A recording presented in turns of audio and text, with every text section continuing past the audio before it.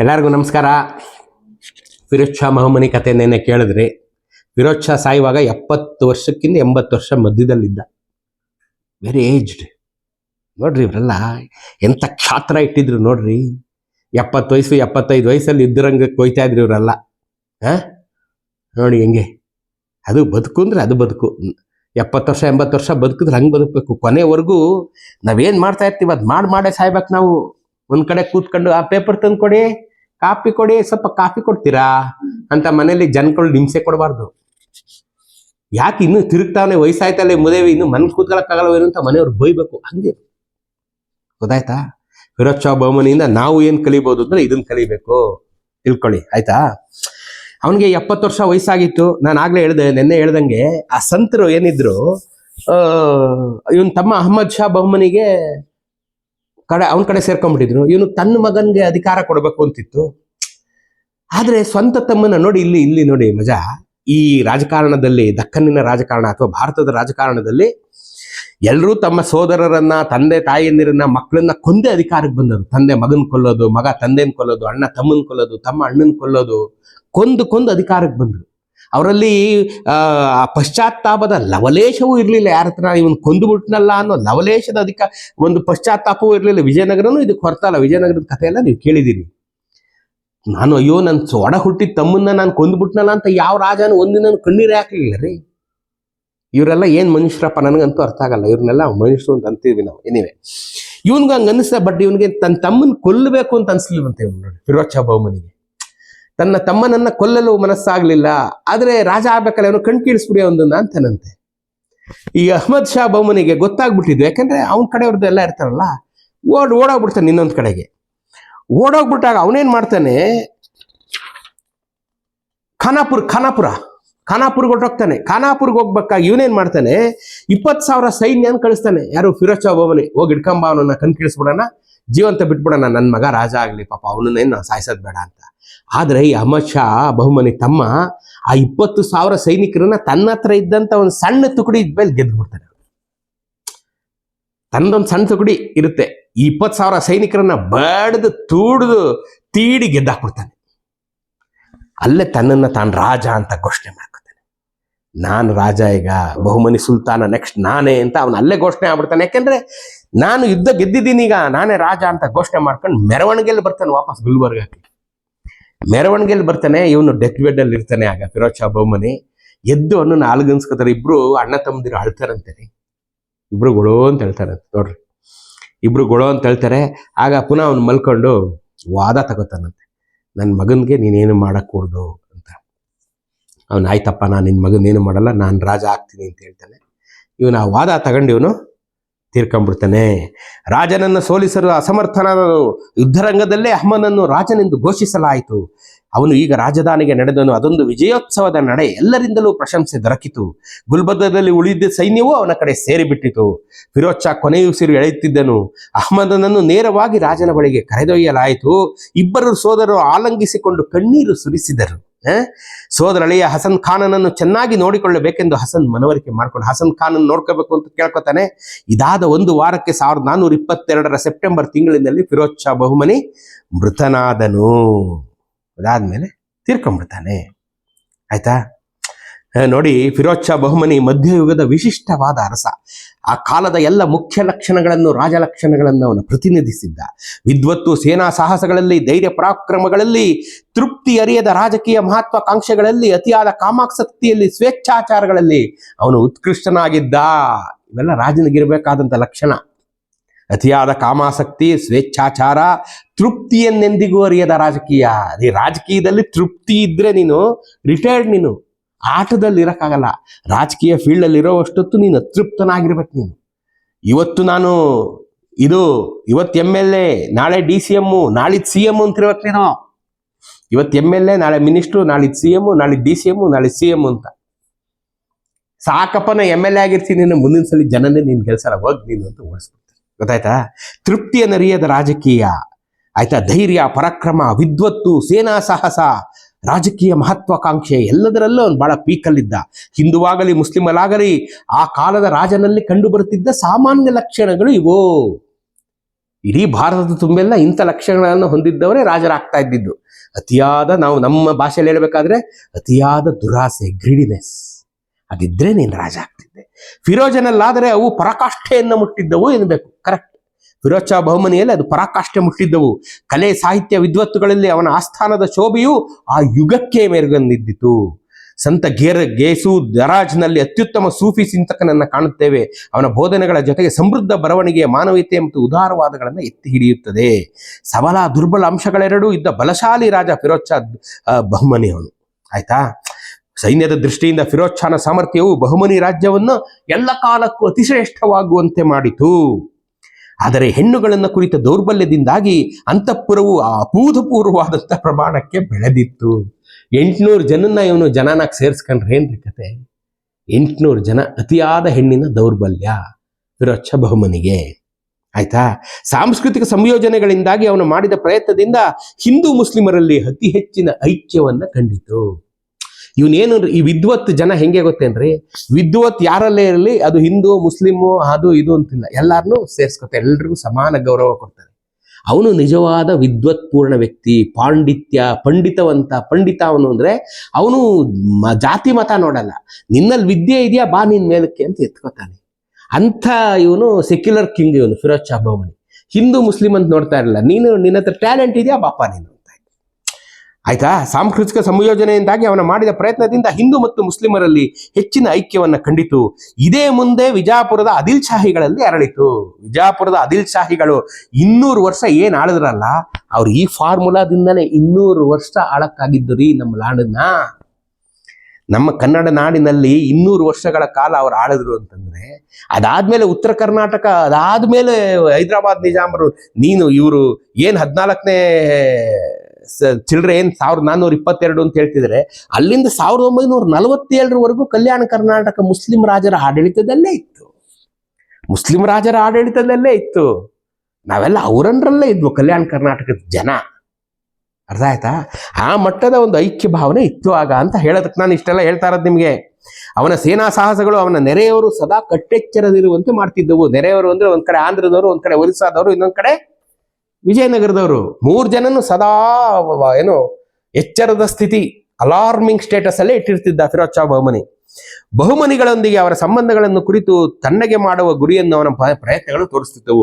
ಇವನು ಏನೇ ಇದು ಮಾಡಿದ್ರು, ಯುದ್ಧ ಮಾಡಿದ್ರು ಎಲ್ಲರೂ ಒಂದು ಕಾಂಪ್ರಮೈಸಿಂಗ್ ಸ್ಟೇಟ್ಗೂ ತಂದಿಡ್ತಾ ಇದ್ದ ಎಲ್ಲಾನು. ಆಯ್ತಾ? ತೆಲಂಗಾಣವು ದಕ್ಕನ್ನಿನ ಘರ್ಷಣೆಗೆ 3ನೇ ಆಯಾಮವನ್ನು ಒದಗಿಸಿತು. ಈ ತ್ರಿಕೋನ ಕಲಹದಲ್ಲಿ ಯಾರ ಕತ್ತಿಯು ಹೆಚ್ಚು ಹರಿತವಾಗಿದೆಯೋ ಆ ಕಡೆಗೆ ತಕ್ಕಡಿ ವಾಲ್ತಾ ಇತ್ತು. ಅಫ್ಕೋರ್ಸ್ ಅಲ್ವಾ? ವಿಜಯನಗರದವ್ರು ಜಾಸ್ತಿ, ವಿಜಯನಗರಕ್ಕೆ ಬಹುಮನಿಗಳ ಜಾಸ್ತಿ, ಬಹುಮನಿಗಳಿಗೆ ತೆಲಂಗಾಣದ ಜಾಸ್ತಿ. ಅವ್ರಿಗೆ ಫಿರೋಜ್ ಶಾ ಬಹುಮನಿ ಆಳ್ವಿಕೆ ಇನ್ನೂ ಒಂದು ಕಾರಣಕ್ಕಾಗಿ ಮಹತ್ವದ್ದಾಗಿತ್ತು. ತೈಮೂರನ ಹುನ್ನಾರಗಳನ್ನು ನಿರೀಕ್ಷಿಸಿ ಸಮರ್ಖಂಡದೊಂದಿಗೆ ಸಂಪರ್ಕವಿರಿಸಿಕೊಂಡಿದ್ದನು.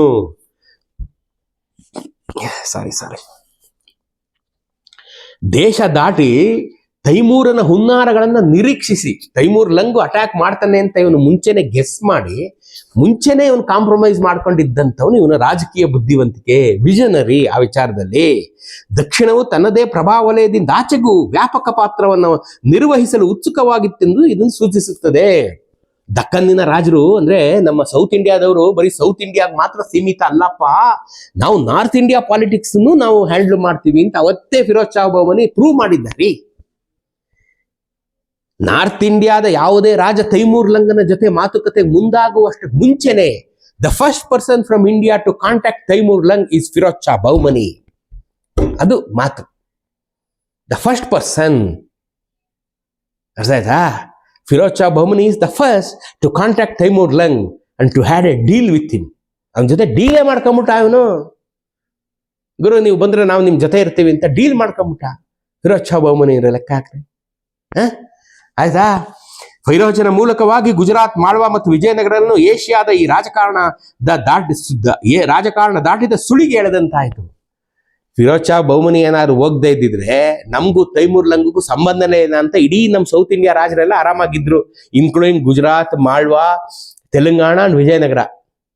ಯಾವಾಗ ಫಿರೋಜ್ ಶಾ ಬಹುಮನಿ ಹೋಗಿ ಕಾಂಟ್ಯಾಕ್ಟ್ ಮಾಡ್ಬಿಟ್ಟ, ಇವರೆಲ್ಲ ಅಳ್ಳಾಡೋಗ್ಬಿಟ್ರು ಹಿಂಗೆ ಈ 4 ರಾಜ್ಯಗಳು. ಆಯ್ತಾ.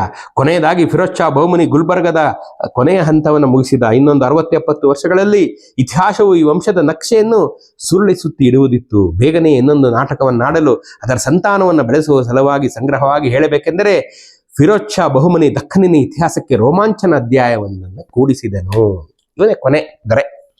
ಗುಲ್ಬರ್ಗಾದ ಇತಿಹಾಸದಲ್ಲಿ ಗುಲ್ಬರ್ಗವನ್ನು ರಾಜಧಾನಿಯನ್ನಾಗಿ ಮಾಡಿಕೊಂಡಂತ ಕೊನೆಯ ದೊರೆ ಫಿರೋಜ್ ಶಾ ಬಹುಮನಿ. ಇವನಾದ್ಮೇಲೆ ಬಂದಂತ ಇವನ ತಮ್ಮ ಅಹಮದ್ ಶಾ ಬೀದರ್ಗೆ ಶಿಫ್ಟ್ ಮಾಡ್ತಾನೆ. ಬಹುಮನಿ ಸುಲ್ತಾನರ ಕೊನೆಯ ರಾಜ ಅಹಮದ್ ಶಾ ಬಹುಮನಿ. ಅದಾದ್ಮೇಲೆ ಬಹುಮನಿ ಸಾಮ್ರಾಜ್ಯ ಒಡೆದು 5 ಹೋಳುಗಳಾಗಿ ಆದಿಲ್ ಶಾಹಿಗಳು ತಮ್ಮ ಅಧಿಕಾರವನ್ನು ಸ್ಥಾಪನೆ ಮಾಡಿ ಮುಂದಿನ 200 ವರ್ಷಗಳಷ್ಟು ಅಧಿಕವಾಗಿ ಆ ಪ್ರದೇಶವನ್ನು ಆಳ್ತಾರೆ. ಅಲ್ಲನ್ರಿ, ಎಂತ ಸೊಗಸಾಗಿದೆ ನೋಡ್ರಿ. ಈ ಕಥೆಗಳೆಲ್ಲ ಹೇಳ್ತಾ ಇದ್ರೆ ಬಹಳ ಸೊಗಸಾಗಿರುತ್ತೆ. ಏನಂತೀರ? ಬಹಳ ಸೊಗಸಾಗಿರುತ್ತೆ ಇವೆಲ್ಲ. ಆಯ್ತಾ. 5 ಸ್ವತಂತ್ರ ಸುಲ್ತಾನಾಧಿಕಾರವನ್ನು ರೂಪಿಸಲು ಎಡೆಗೊಟ್ಟ ಬೀದರ್ ಹಂತವು ಬಹುಮನಿ ಆಳ್ವಿಕೆಯ ಅಧ್ಯಾಯವನ್ನು ಮುಕ್ತಾಯಗೊಳಿಸಿತು. ಬೀದರ್ ಹಂತ 1422ರಿಂದ 82ರವರೆಗೆ ಬೀದರ್. ಆಯ್ತಾ. ಇದು ಕೊನೆಯದು ಬಹುಮನಿದು last leg of Bahmani kingdom. Last leg. ಆಯ್ತಾ. 3 ಮುಖ್ಯ ವಿಚಾರಗಳಿಗಾಗಿ ಇದು ಮಹತ್ವದ್ದಾಗಿದೆ. ಗುಲ್ಬರ್ಗಾದಿಂದ ಬೀದರ್ಗೆ ರಾಜಧಾನಿಯ ವರ್ಗಾವಣೆ. ಆ ಕಾಲದ ಅತಿ ಸಮರ್ಥ ರಾಜಕಾರಣಿಗಳಲ್ಲಿ ಒಬ್ಬನು, ಕುಶಲ ಆಡಳಿತಗಾರನು ಆದ Mahmud Gawan. The entry of Mahmud Gawan to the politics of Deccan. ಮತ್ತೊಬ್ಬ ಪ್ರಾತಸ್ಮರಣೀಯ ಮಹಮ್ಮದ್ ಗವಾನ್ ಫ್ರಮ್ ಇರಾನ್. ಅವನು ಹೇಳ್ತೀನಿ ಈಗ.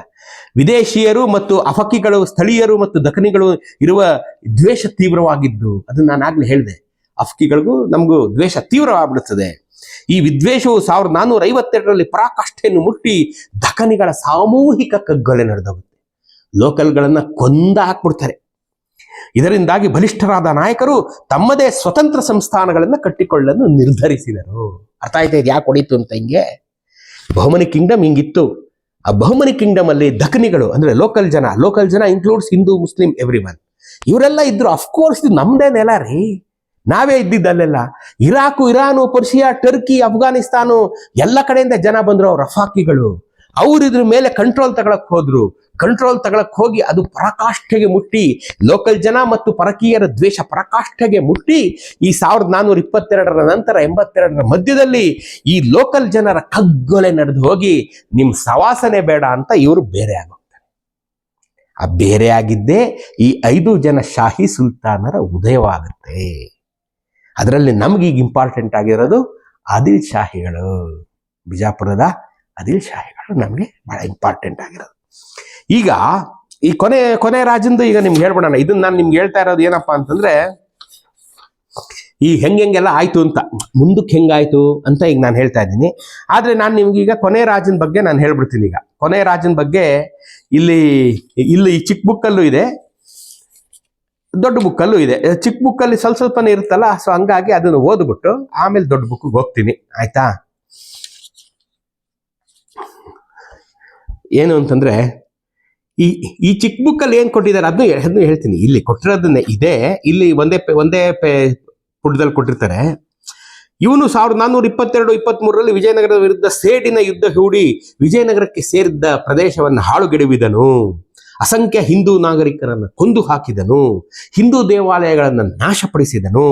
1424ರಲ್ಲಿ ತೆಲಂಗಾಣ ಮತ್ತು ವಾರಂಗಲ್ ಪ್ರದೇಶವನ್ನು ಗೆದ್ದುಕೊಂಡನು. 1428ರಲ್ಲಿ ಸುಲ್ತಾನನು ಮಾಳ್ವರ ಮೇಲೆ ಜಯ ಸಾಧಿಸಿದನು.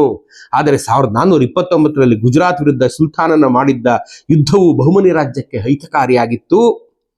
ಅಹಮದ್ ಸುರಕ್ಷತೆಯ ದೃಷ್ಟಿಯಿಂದ ತನ್ನ ರಾಜಧಾನಿಯನ್ನು ಗುಲ್ಬರ್ಗಾದಿಂದ ಬೀದರ್ಗೆ 1424ರಲ್ಲಿ ಸ್ಥಳಾಂತರಿಸಿದನು. ಬೀದರ್ನಲ್ಲಿ ಅರಮನೆ ಮತ್ತು ಕೋಟೆಯನ್ನು ಕಟ್ಟಿಸಿದನು. ಸುಲ್ತಾನನ ಇಚ್ಛೆಯ ಪ್ರಕಾರ ಪರ್ಷಿಯನ್ ಕವಿ ಅಜ್ರಿ ಬಹ್ಮನಿ ನಾಮ ಎಂಬ ಬಹ್ಮನಿ ನಾಮ ಇದೆಯಲ್ಲ, ಆ ಇತಿಹಾಸ ಗ್ರಂಥವನ್ನು ಬರೆದನು. 1ನೇ ಅಹಮದ್ ಶಾ ಕಾಲದಲ್ಲಿ ಬಹ್ಮನಿ ರಾಜ್ಯದಲ್ಲಿ ಅಂತಃಕಲಹಗಳು ಪರಾಕಾಷ್ಠೆಯನ್ನು ಮುಟ್ಟಿದವು. ಮುಜಾಹಿದ್ ಶಾನ ಕಾಲದಿಂದಲೇ ವಿದೇಶಿ ಮುಸಲ್ಮಾನರಿಗೆ ಬಹುಮನಿ ರಾಜ್ಯದಲ್ಲಿ ವಿಶೇಷ ಅವಕಾಶಗಳ ಇದ್ದುದನ್ನ ಇಲ್ಲಿಯ ಲೋಕಲ್ಗಳು ಸಹಿಸದಾದರು. ತುರ್ಕರು, ಅರಬರು, ಪರ್ಷಿಯನ್ನರು ಮತ್ತು ಮಂಗೋಲರು ಬಹುಮನಿ ಸಂಸ್ಥಾನದಲ್ಲಿ ಉನ್ನತ ಹುದ್ದೆಗಳನ್ನ ಪಡೆದಿದ್ದರು. ಇದರಿಂದಾಗಿ ದಕ್ಕನ್ನಿನ ದೇಶೀಯ ಮುಸ್ಲಿಂ ಸರದಾರರಲ್ಲಿ ಪರದೇಶಿ ಮುಸ್ಲಿಮರ ಬಗ್ಗೆ ದ್ವೇಷಾಸೂಯೆ ಬೆಳೆಯಿತು. Of course ಅಲ್ವೇನ್ರಿ, of course. ಬೆಳೆದೇ ಬೆಳೆಯುತ್ತೆ. ಬಹುಮನಿ ಆಸ್ಥಾನದಲ್ಲಿ ದಕ್ಕನಿಗಳು ಮತ್ತು ಅಫಾಕಿಗಳು ಎಂಬೆರಡು ಪರಸ್ಪರ ವಿರೋಧಿ ಗುಂಪುಗಳಿದ್ದವು. ದಕ್ಕನಿಗಳು ಸುನ್ನಿಗಳು ಮತ್ತು ಪರದೇಶಿಗಳು ಶಿಯಾ ಪಂಥದವರು ಆಗಿದ್ದರಿಂದ ಅವರ ವೈಷಮ್ಯ ತೀಕ್ಷ್ಣವಾಗಿತ್ತು. ಆಫ್ರಿಕಾದ ಮುಸ್ಲಿಮರು ದಕ್ಕನಿಗಳ ಪಕ್ಷ ವಹಿಸಿದ್ದರು. ನಮ್ಮ ಪಕ್ಷ ಆಫ್ರಿಕಾದಿಂದ ಬಂದವರು. ದಕ್ಕನಿ ಮತ್ತು ಪರದೇಶಿ ಮುಸ್ಲಿಂ ಗುಂಪುಗಳು ಮುಂದೆ ಬಹುಮನಿ ರಾಜ್ಯದ ಒಡಕಿಗೆ ಕಾರಣವಾಯಿತು.